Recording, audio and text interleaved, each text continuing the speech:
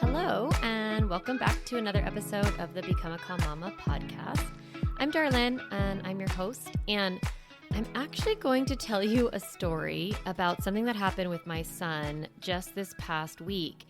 And to be honest, I don't usually share things like that are really fresh and that just happened because I kind of like to sit with a thing and like let it, marinate and then sort of like hone it to find the gold in it or whatever, and then share it with all of you. But this was such a powerful experience for me, and I learned so much that I thought it would be really great to come on here and record this episode and just sort of tell you what happened. So last Friday night, I talked to my son and my son Sawyer, who is 16, and it was around 6:30 at night, and he was like at this local mall, and he's been taking the public bus a lot. And so he called me, I think, and then he was like, okay, so yeah, I'm going to take the bus. The bus is going to come in a few minutes. We just missed the last one, but it's fine. We're going to check, get this next bus, and then we'll be back like, close to our house, like in 30 minutes or something. And I was like, okay, fine. And I have teenagers. They're pretty responsible. So they, we live in a small community. So they're kind of out and about. And on a Friday night, his curfew is 10:30. So I wasn't really thinking about it. But then around 9, I hadn't heard from him yet. And I was just like, what's going on with this guy, So I texted him, and this is just kind of a funny part. I texted him and I was like, hey, how's it going? And he's like, good. And I was like, okay, cool. And then he's like, I'm going to be home in 35 to 40 minutes. And I was like, okay. And then I was quiet for a second looking at my text. And then I was like, well, where are you? Where are you? ? And he texts back, you guys, listen, he texts back, it's complicated. Okay. So right then, like my mom hackles went up. I was like, oh, what's happening? Like, when your 16-year-old doesn't answer where they are and then tells you it's complicated, you kind of get on like alert, right? And so I text back, getting nervous, call me, or I'm going to call you or something. And we have iMessage. So these first few texts were in blue, and then this one was in green. So my kid's like, doesn't tell me where he is. He says it's complicated. And then like basically radio silence, right? The green message is like, you can't talk to me anymore. So I put down the phone, and my husband and I had been watching Stranger Things. So like we paused it, and I was like, I don't know what that was about. Then my phone rings. It's a number I don't recognize. I answer it, and it's my son. And this is what he says. Yeah, so I was just on the bus, and we were in a bus accident, and a lady walked into the front of the bus, and she died. The bus killed her. And I was like, what? Like my mind could not catch up to the words that I was hearing. Have you ever had that when you get information and you can't quite digest it fast enough? And I was like, where are you? And he's like, I'm on the side of the freeway. Okay. I'm like, okay.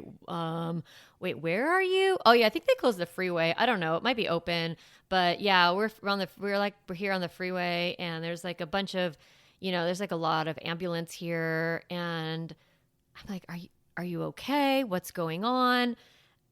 Do you need a ride? I don't even know what questions to ask. Like, are you safe? And he's like, oh yeah, it's all fine. He's super casual, by the way. It's all fine. They're sending another bus, and I'm just going to get on the next bus. And okay, I got to go. The bus is here. And I'm like, oh my God. Okay, he hangs up. It's not his phone, so I don't know. I wait a minute or two, get my mind back on track. And then I was like, okay, wait, what? He's going to go where? Like what? I need to pick him up somewhere. I need to go get him. Like then my mom instinct was like, go get him. And I promise I have a really good point to all of this sharing with you. So I was like, okay, I'm going to go get him.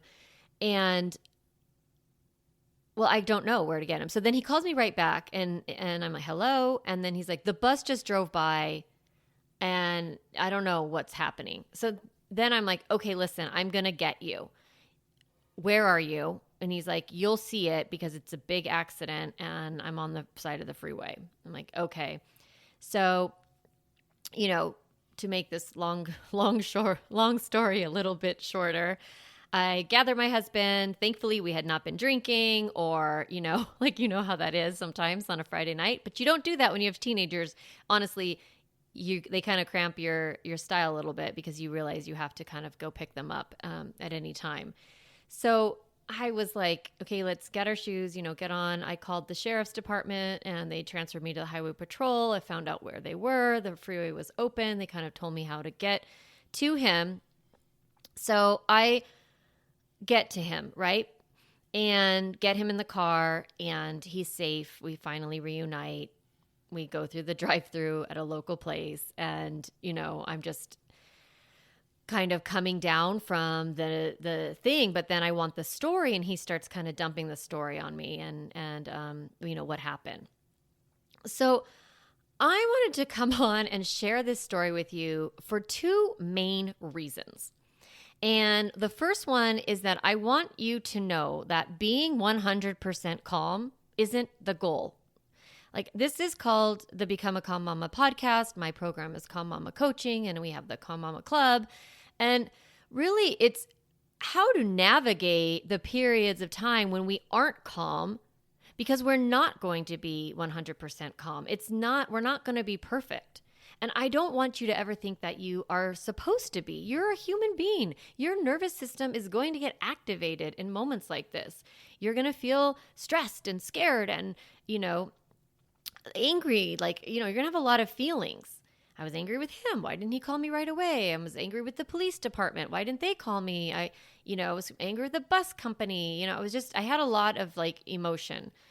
And what I want you to understand is that how you navigate the hard things is what matters. So I'm going to tell you that you can only be as calm as your nervous system allows. And it's kind of like threading a needle. Like, you're sliding in between calm and then kind of chaos, right? In these hard moments. And you feel like, okay, I'm calm. I got it. I'm going to go get my kid. And then you're kind of frantic for a minute and not clear. And that's okay. And that's how it was for me. I was not a cool cucumber for every second of this. I was really confused when I spoke with the highway patrol. I mixed up freeway exits. I wasn't really even understanding how to describe where I was coming from and where, how I was going to get off the freeway. And I was feeling really panicked. And then my husband was trying to also talk to the highway patrol on speakerphone. And I was like, stop talking to them. I'm answering the questions. I snapped at him. Once Sawyer got to me, I, was starting to ask him too many questions and second guessing his actions and feeling really overwhelmed by the stories he was telling me, the different pieces, what he saw and what happened right after. And he had to comfort the bus driver, of course. And that broke my heart thinking of him taking on that emotion. Although it's lovely, I also felt like the whole thing was heavy. And I was listening to him and he was telling me how he handled himself. And there was parts where I was felt embarrassed. Why would you do that? Why would you run up to the side of the freeway? Or why would you do that? I was upset. Okay. And perfection is not the goal, right? It's, like I said, threading that needle between kind of calming yourself and then taking care of your child. You can only show up in compassion for your kids and be super calm and connected with them when you are taking care of your own emotional regulation. And so when you're off balance, when things are bigger, the stressor is bigger than your nervous system can handle, your overwhelm is big, that's just, you're a human. I just want you to be really, really aware of that. And then resetting when you miss that mark, when you're not showing up that way. The minute, if you think about last week's episode, go back to that and think about, okay, whenever I catch myself, I can reset. So making that quick repair whenever your fear makes you feel like controlling or avoiding something. And it's important not to stuff all that shit down and try to be perfect, right? We don't want to stuff things. We don't want to over hyper control or avoid, or I kind of go into hyper controlling mode when I get stressed. But I know some of you shut down and you check out. All of that is fine, but just catch yourself and then reset your nervous system, shake, do one of those, I call it that shimmy shake, right? Where you put your hands in the air and you just kind of shake all the way down from the top of your fingers, shake your hands, your shoulders, your hips, bend at your waist, go down to your feet, shake your legs, and then kind of shimmy shake right back up.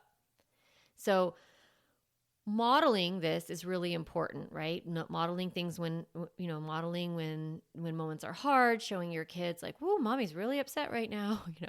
This is a lot. I'm gonna take care of myself. And modeling that is going to show your kids how to manage themselves when they have their big emotions. And really forgiving yourself is going to be really important, because if you beat yourself up about like not showing up the way you want to show up, then you're not actually teaching your brain and your nervous system what to do next time. When you just look back and you're like, oh man, I really messed that up. And like, I'm such a bad mom and I should have done this. And Darlene thinks this, or whatever is in your mind, that's not going to help you next time. Actually looking back and saying, okay, that happened. I'm okay. I'm a human. Let me figure out what I want to do next time, or what I could have done different, but in the most gentle way. Okay, so the second reason I wanted to share this story with you is because I think we think as moms that if we do everything right and we don't make any mistakes and we are like, protecting our children all the time, that they're not going to go through hard things. And I just want you to know, like, that's not true. Like, your kids, they are going to go through hard things, no matter how good you are as a mom. It's just life. No matter how great your nighttime routine is, which I love, right? Like, I want you to get all the good sleep for you and your kids. No matter how consistent you are at following through on your limits, at how much compassion you show, at how calm you are. If you are 100% perfect, impossible, but imagine you did all the mom things right, you will not be able to protect your children from pain, because pain is part of life. And all pain is a response to a circumstance. And that response comes because of our thoughts. And our feelings show up. And so your kids, no matter how good you are at all the things, your kids are going to have thoughts that then create emotion in them. And if something hard happens, like a friend doesn't invite them over to a birthday party, or they don't make the team, or the teacher won't give them the extra credit that they asked for, or, won't accept their late work, or their dad has, a big, blow up fit, or their mom does, right? When things happen, maybe you went through a divorce, or someone in your family has passed away, which, as you guys know, has happened with me. And these things, they are tragic, right? They're hard. Not like, well, obviously, I don't know, not making a soccer team is not the same as having like your grandparent pass away unexpectedly. I don't mean to equate those, but the truth is that every circumstance creates emotion, and the emotion itself is the same. Disappointment is the same, whether you're disappointed that your mom said, no, you can't have a cookie, or you're disappointed that you didn't make the team, or you're disappointed that our trip got canceled because you forgot to check everybody's passport. Okay? Disappointment always feels the same in the body. Sadness, fear, hurt, anger. These are just emotions. They're responses, and they're totally normal and healthy and natural. And you cannot prevent those negative emotions ever, no matter how good you do all of it. your kids are always going to go through hard things. Now, when they do go through hard things, there's a couple of tendencies that parents have when they see their kids suffering. When your kids go through hard things, I see parents kind of make these four, I don't want to call them mistakes, but these four patterns that I see in families. And one is like the you'll get over it, right? So the kid goes through a hard thing and it's uncomfortable for you and you don't really want to dig in. And so you're just kind of like, oh yeah, it's okay though, because you'll make the team next year. Or, oh, it's not a big deal because you didn't really want to be on that team anyway. Or, oh, that teacher is a jerk anyway. It doesn't matter, right? It's not a big deal. Like we kind of dismiss the hard thing, mostly because we're uncomfortable with our kids' uncomfortableness, right? I always say be comfortable with your child's discomfort. And this is what I'm talking about. When we are uncomfortable with it, we do these things. And one is like, you'll get over it. It's not a big deal. Another thing that parents do is they're like, well, at least you can now go to your cousins for the summer since you don't have to be on the football team or whatever.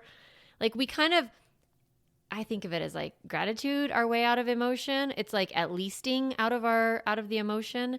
And it's like a kind of a quick fix, like a skip over, you're not really feeling the feeling. You're just like silver lining it.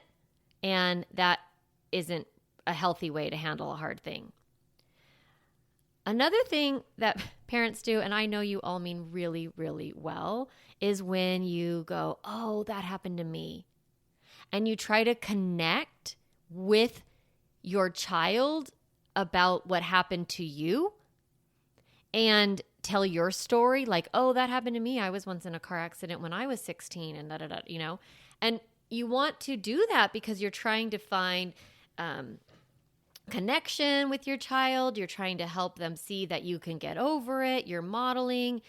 And there is room for that for sure, but be careful to not go right to that because your child is then kind of going into your emotional experience and not staying in theirs. Like it's not actually helpful for them to process their emotion when they're thinking about your story, especially because kids, like a lot of times when you start talking about yourself, up until age 15, but they're like, ooh, here we go. Here's some insider scoop on my mom.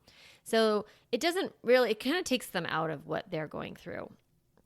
And then the fourth thing that I see is that parents just kind of like avoid it or ignore it. Like don't even talk about it. And, so what that would look like with this bus accident is if I like just picked Sawyer up, put him in the car and was like, tough, right? And then we just didn't talk about it again.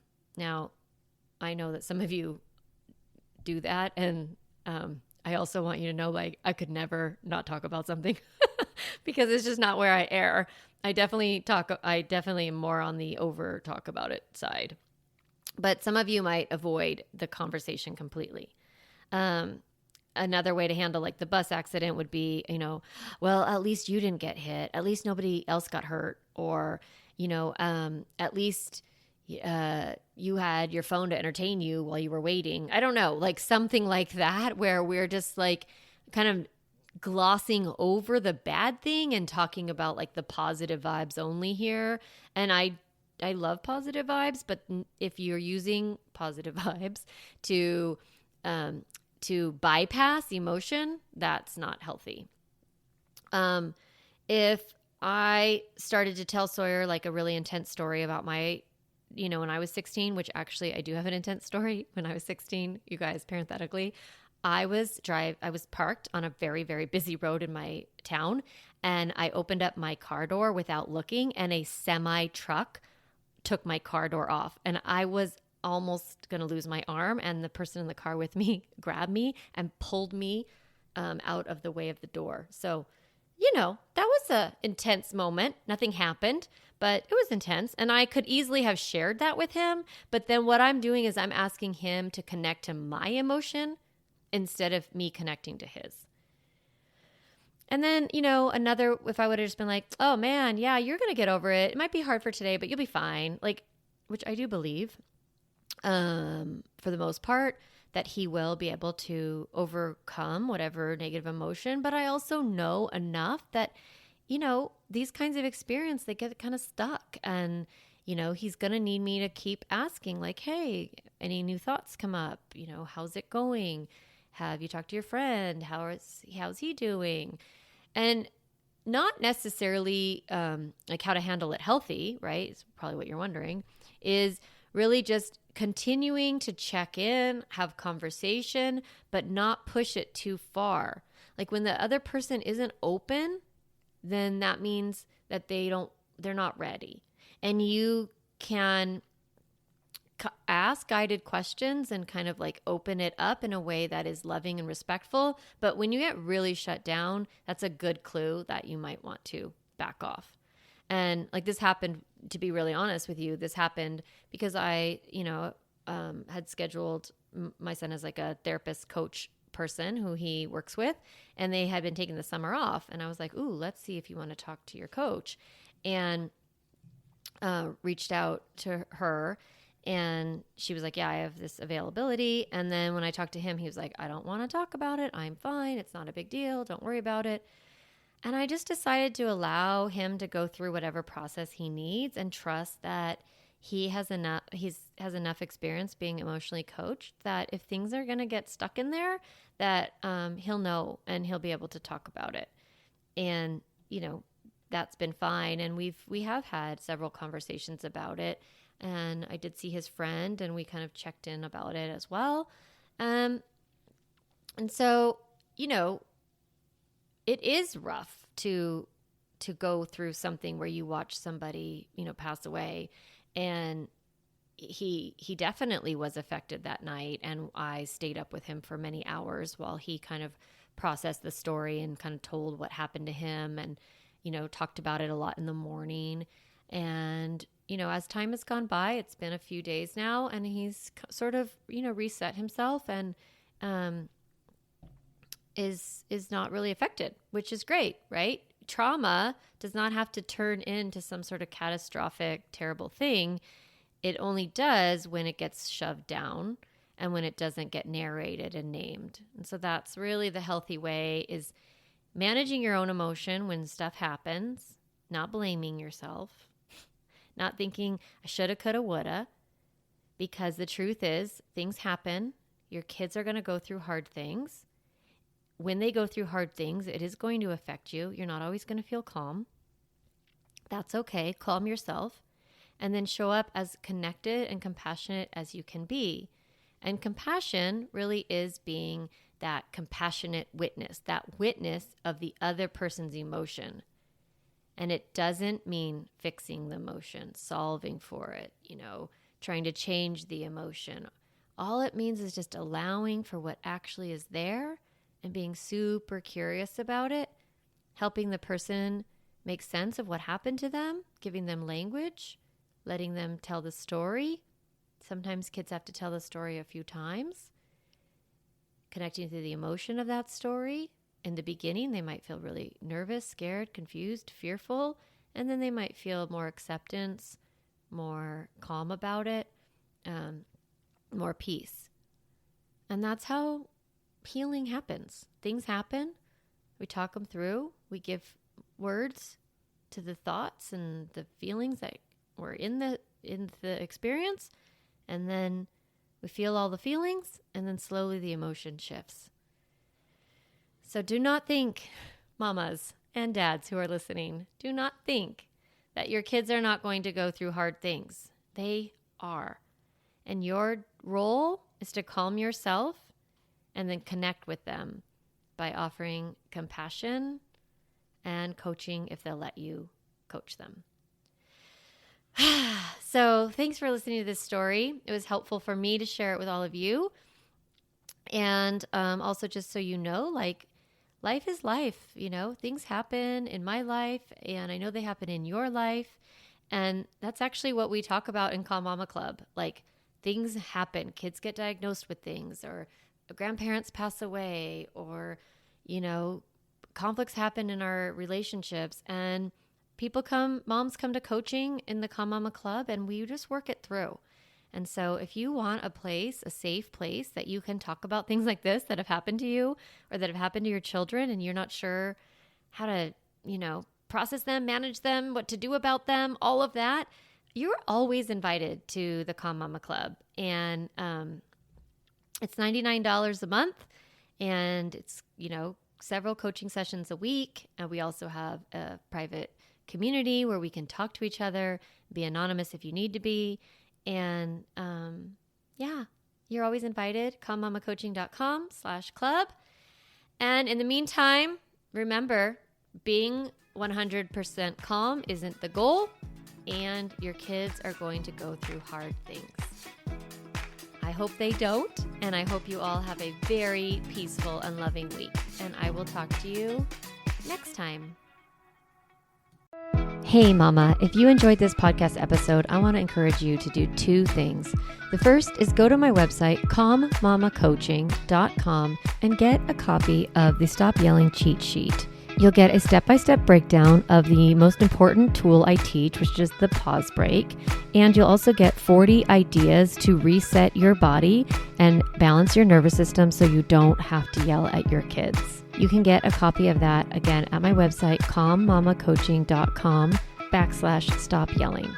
The other thing I'd love for you to do is go to Apple Podcasts and rate and review this podcast so that other moms can discover empowering and helpful, practical parenting strategies, just like you did today. Thanks so much for listening to the podcast. It means a lot to be in your ear every week and to support you on your parenting journey.